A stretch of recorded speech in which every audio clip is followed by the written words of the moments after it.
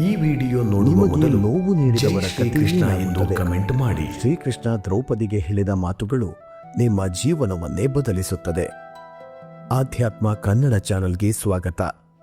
ಅತ್ಯದ್ಭುತ ಅನುಭವಕ್ಕೆ ದಯವಿಟ್ಟು ಇಯರ್ಫೋನ್ ಬಳಸಿ. ದ್ರೌಪದಿಯ ವಸ್ತ್ರಾಪಹರಣದ ನಂತರ ಶ್ರೀಕೃಷ್ಣ ಹೇಳಿದ ಮಾತುಗಳನ್ನು ಈ ವಿಡಿಯೋದಲ್ಲಿ ತಿಳಿಸುವ ಪ್ರಯತ್ನವನ್ನು ಮಾಡಿದ್ದೇವೆ. ಶ್ರೀಕೃಷ್ಣ ಹೇಳಿದ ಈ ಮಾತುಗಳು ನಿಮ್ಮ ಜೀವನವನ್ನೇ ಬದಲಿಸುತ್ತದೆ. ತಪ್ಪದೆ ಈ ವಿಡಿಯೋ ಪೂರ್ತಿಯಾಗಿ ನೋಡಿ.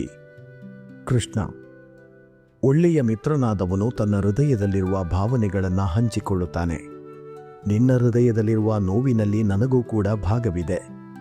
ನಿನ್ನ ನೋವಿನಲ್ಲಿ ನಾನು ಪಾಲು ತೆಗೆದುಕೊಳ್ಳಬೇಕು ಎಂದು ಇಲ್ಲಿಗೆ ಬಂದಿದ್ದೇನೆ. ದ್ರೌಪದಿ, ಹೊರಟು ಹೋಗು ಶ್ರೀಕೃಷ್ಣ. ನಾನು ಮಲಿನವಾಗಿ ಹೋಗಿದ್ದೇನೆ.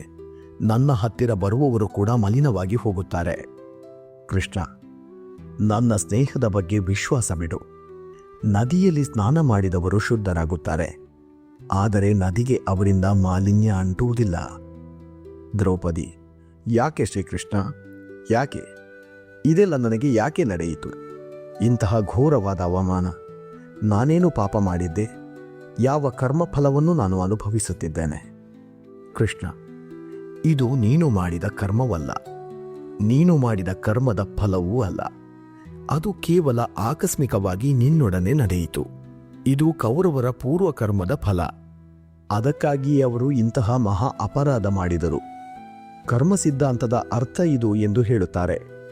ಸತ್ಕಾರ್ಯಗಳು ಹೆಚ್ಚು ಹೆಚ್ಚು ಸತ್ಕಾರ್ಯಗಳು ನಡೆಯುವ ಹಾಗೆ ಮಾಡುತ್ತದೆ. ದುಷ್ಕೃತ್ಯಗಳು ಹೆಚ್ಚು ಹೆಚ್ಚು ದುಷ್ಕೃತ್ಯಗಳೇ ನಡೆಯುವ ಹಾಗೆ ಮಾಡುತ್ತದೆ. ದುಷ್ಕೃತ್ಯಗಳನ್ನು ಮಾಡಿದ ಮನುಷ್ಯನ ಜೀವನ ನರಕ ಯಾತನೆಗೆ ಗುರಿಯಾಗುತ್ತದೆ. ದ್ರೌಪದಿ, ಆದರೆ ಆ ನೋವುಗಳನ್ನೆಲ್ಲ ನಾನು ಅನುಭವಿಸಿದ್ದೇನಲ್ಲ ಗೋವಿಂದ. ಶ್ರೀಕೃಷ್ಣ, ಹಾಗಿದ್ದರೆ ಆ ನೋವುಗಳನ್ನು ತ್ಯಜಿಸಿಬಿಡು. ಹಸ್ತಿನಾಪುರದ ದ್ಯೂತ ಸಭೆಯಲ್ಲಿ ನಿನಗೆ ನಡೆದಿದ್ದೆಲ್ಲವೂ ನೀನು ಮಾಡಿದ ಕರ್ಮದ ಫಲ ಅಲ್ಲ. ಆದರೆ ಆ ಘಟನೆಗೂ ನೀನು ಹೇಗೆ ಸ್ಪಂದಿಸುತ್ತೀಯೋ ಅದೇ ನಿನ್ನ ಕರ್ಮವಾಗಿ ಪರಿಣಾಮ ಬೀರುತ್ತದೆ. ನೀನು ನಿನ್ನ ಮನಸ್ಸಿನಲ್ಲಿ ದುಃಖ ಅಥವಾ ವೈರತ್ವ ತುಂಬಿಕೊಂಡರೆ ಆಗ ನಿನಗೂ ಕೂಡ ನರಕಯಾತನೆಯ ಅನುಭವ ಬರುತ್ತದೆ. ಅವರು ಮಾಡಿದ ದುಷ್ಕೃತ್ಯಕ್ಕೆ ನೀನು ಯಾಕೆ ನರಕ ಅನುಭವಿಸಬೇಕು? ವೈರತ್ವವನ್ನು ತ್ಯಜಿಸು ಸಖಿ. ಮನಸ್ಸನ್ನು ನಿರ್ಮಲವಾಗಿ ಇಟ್ಟುಕೋ.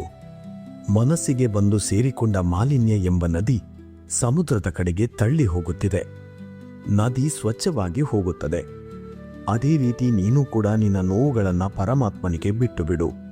ಪರಮಾತ್ಮನು ಇಡೀ ಪ್ರಪಂಚದ ಎಲ್ಲ ನೋವುಗಳನ್ನು ತನ್ನಲ್ಲಿ ವಿಲೀನ ಮಾಡಿಕೊಳ್ಳಲು ಸದಾ ಸಿದ್ಧನಾಗಿರುತ್ತಾನೆ. ದ್ರೌಪದಿ, ಅಂದರೆ ಕುರುಸಭೆಯನ್ನು ಕ್ಷಮಿಸಬೇಕು ಎನ್ನುತ್ತೀಯಾ? ಶ್ರೀಕೃಷ್ಣ, ಹೌದು ಸಖಿ, ಅವರನ್ನು ಕ್ಷಮಿಸು. ಇಲ್ಲದೆ ಹೋದರೆ ಪ್ರತೀಕಾರದಿಂದ ಕುಸಿದು ಹೋಗುತ್ತೀಯ. ನ್ಯಾಯ ಒದಗಿಸಲು ಸಾಧ್ಯವಾಗದೆ ಹೋಗುತ್ತೀಯ. ಪ್ರತೀಕಾರ ಎನ್ನುವುದು ದುಷ್ಕರ್ಮ, ನ್ಯಾಯ ಎನ್ನುವುದು ಸತ್ಕರ್ಮ. ದ್ರೌಪದಿ, ಎರಡರ ನಡುವೆ ಇರುವ ವ್ಯತ್ಯಾಸ ಏನು ಗೋವಿಂದ? ಶ್ರೀಕೃಷ್ಣ, ಆರ್ಯಾವರ್ತದ ಏಕಚಕ್ರಾಧಿಪತಿ ಸಾಮ್ರಾಜ್ಯದ ಮಹಾರಾಣಿಯ ಜೊತೆಗೆ ಅವರು ಇಷ್ಟು ಅಸಭ್ಯವಾಗಿ ವರ್ತಿಸಿದ್ದಾರೆ. ಇನ್ನು ಪ್ರಪಂಚದ ಸಾಮಾನ್ಯ ಸ್ತ್ರೀಯರನ್ನ ಯಾವ ಸ್ಥಿತಿಗೆ ತೆಗೆದುಕೊಂಡು ಹೋಗುತ್ತಾರೆ? ಯೋಚನೆ ಮಾಡು ದ್ರೌಪದಿ. ನಿನ್ನ ನೋವಿನಲ್ಲಿ ಪ್ರಪಂಚದಲ್ಲಿರುವ ನೋವುಗಳನ್ನು ನೋಡು. ನಿನ್ನಲ್ಲಿರುವ ದುಃಖವನ್ನು ಸಂಘರ್ಷಣೆಯಾಗಿ ಬದಲಾಯಿಸು. ಒಂದು ವಿಷಯ ಅರ್ಥ ಮಾಡಿಕೋ, ಯಾರು ತಮ್ಮ ನೋವಿನ ಬಗ್ಗೆ ಚಿಂತೆ ಮಾಡುತ್ತಾ ಜೀವಿಸುತ್ತಾರೋ ಅವರು ದುರ್ಬಲರಾಗಿ ಹೋಗುತ್ತಾರೆ. ಆದರೆ ಯಾರು ಈ ಸಮಾಜದ ನೋವುಗಳನ್ನು ತಮ್ಮ ನೋವು ಎಂದು ಜೀವಿಸುತ್ತಾರೋ ಅವರು ಬಲಶಾಲಿಯಾಗುತ್ತಾರೆ. ಕೇವಲ ನಮ್ಮ ನೋವಿನ ಬಗ್ಗೆ ಮಾತ್ರ ಯೋಚನೆ ಮಾಡುವುದು ದುಷ್ಕರ್ಮ ಆಗುತ್ತದೆ. ಆದರೆ ಈ ಪ್ರಪಂಚದಲ್ಲಿರುವ ನೋವುಗಳಿಗೆ ಪರಿಹಾರವನ್ನು ಆಲೋಚನೆ ಮಾಡುವುದು ಸತ್ಕರ್ಮ ಆಗುತ್ತದೆ. ಹೌದು ದ್ರೌಪದಿ, ನಾನೇ ನಿನಗೆ ಹೇಳುತ್ತಿದ್ದೇನೆ, ದುರ್ಯೋಧನನನ್ನು ನೀನು ಕ್ಷಮಿಸಿಬಿಡು. ಅವನ ವಿನಾಶಕ್ಕೆ ಅದೇ ಮೊದಲ ಹೆಜ್ಜೆ ಆಗುತ್ತದೆ. ದುರ್ಯೋಧನ ಮತ್ತು ಆತನ ಜೊತೆಗಿರುವ ದುಷ್ಟರನ್ನ ನಾಶ ಮಾಡಿ ಈ ಲೋಕವನ್ನು ಪ್ರಕಾಶಮಾನವಾಗಿ ಮಾಡುವುದಕ್ಕೆ ಬೇಕಿರುವ ಉಪಾಯದ ಬಗ್ಗೆ ಯೋಚನೆ ಮಾಡು.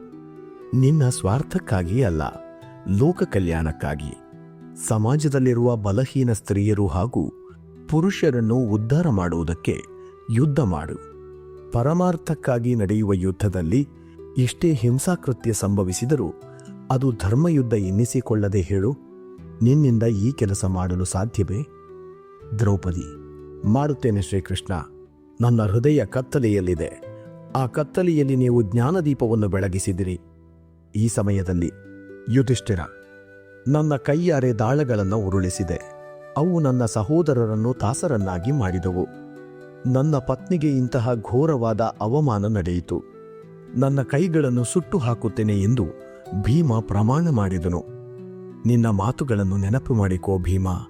ಬಾ, ಬಂದು ನನ್ನ ಕೈಗಳನ್ನು ಸುಟ್ಟು ಬಿಡು. ದ್ರೌಪದಿ, ಬೇಡ ನಾಥ, ಕೈಗಳನ್ನು ಸುಟ್ಟುಕೊಳ್ಳುವ ಅವಶ್ಯಕತೆ ಇಲ್ಲ. ನಿಮ್ಮನ್ನು ನಾನು ಕ್ಷಮಿಸುತ್ತಿದ್ದೇನೆ. ಯುಧಿಷ್ಠಿರ, ಮೊದಲು ನಾನು ನನ್ನನ್ನು ಕ್ಷಮಿಸಿಕೊಳ್ಳಬೇಕಾಗಿದೆ ಪಾಂಚಾಲಿ. ಇಲ್ಲದೆ ಹೋದರೆ ನಾನು ಜೀವಂತವಾಗಿರುವುದು ಅಸಂಭವವಾಗುತ್ತದೆ. ಬಾ ಸಹೋದರ, ನನ್ನ ಕೈಗಳಿಗೆ ಅಗ್ನಿಸ್ಪರ್ಶ ಮಾಡು. ಶ್ರೀಕೃಷ್ಣ, ನಿಮ್ಮನ್ನು ನೀವು ದಂಡಿಸಿಕೊಳ್ಳುವ ಮೂಲಕ ನಿಮ್ಮ ಶಕ್ತಿಯನ್ನು ನೀವೇ ಕಳೆದುಕೊಳ್ಳಬೇಡಿ ಭಾವನವರೇ.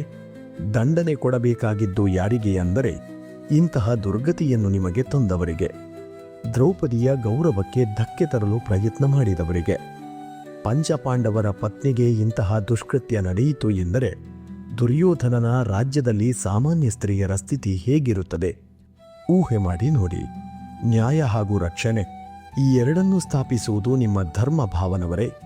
ಪ್ರತೀಕಾರಕ್ಕಾಗಿ ಅಲ್ಲ, ಪರಮಾರ್ಥಕ್ಕಾಗಿ ನೀವು ತಪ್ಪದೆ ಯುದ್ಧ ಮಾಡಬೇಕು. ಈ ಸಮಯದಲ್ಲಿ ಅರ್ಜುನ, ನಿನ್ನ ಪ್ರಮಾಣದಲ್ಲಿ ನ್ಯಾಯವಿದೆ. ಯುದ್ಧ ಪೂರ್ತಿಯಾಗುವವರೆಗೂ ನೀನು ನಿನ್ನ ಕೂದಲನ್ನು ಕಟ್ಟಬೇಡ. ಈ ಚೂಡಾಮಣಿಯನ್ನು ಧರಿಸಬೇಡ. ನಮ್ಮ ಜೀವನದ ಗುರಿ ಏನು ಎನ್ನುವುದನ್ನು ನಿನ್ನ ಕೂದಲು ನಮಗೆ ಸದಾ ನೆನಪು ಮಾಡುತ್ತದೆ. ದ್ರೌಪದಿ, ಇದೇ ನಿಮ್ಮ ನಿರ್ಣಯವಾದರೆ ನನ್ನ ಸಂಕಲ್ಪವನ್ನು ಕೇಳಿ ಆರ್ಯಪುತ್ರರೇ. ಯಾವಾಗ ದುಶ್ಯಾಸನನ ರಕ್ತದಿಂದ ನನ್ನ ಕೂದಲನ್ನು ಶುದ್ಧ ಮಾಡುತ್ತೇನೋ ಅಲ್ಲಿಯವರೆಗೂ ನಾನು ನನ್ನ ಕೂದಲನ್ನು ಕಟ್ಟುವುದಿಲ್ಲ. ಭೀಮ, ನಿನ್ನ ಸಂಕಲ್ಪ ನೆರವೇರುತ್ತದೆ ಪಾಂಚಾಲಿ. ನಾನು ದುಶ್ಯಾಸನನ ರಕ್ತದಿಂದ ನಿನ್ನ ಕೇಶವನ್ನು ಶುದ್ಧ ಮಾಡುತ್ತೇನೆ. ಧೃತರಾಷ್ಟ್ರ ಮಹಾರಾಜರಿಗೂ ಗಾಂಧಾರಿ ಮಹಾರಾಣಿಗೂ ಇಡೀ ಜೀವನ ಸುಖ ಎನ್ನುವ ಬೆಳಕು ಇರುವುದಿಲ್ಲ ಪಾಂಚಾಲಿ. ಅಂಧಕಾರ ಮಾತ್ರ ಉಳಿಯುತ್ತದೆ.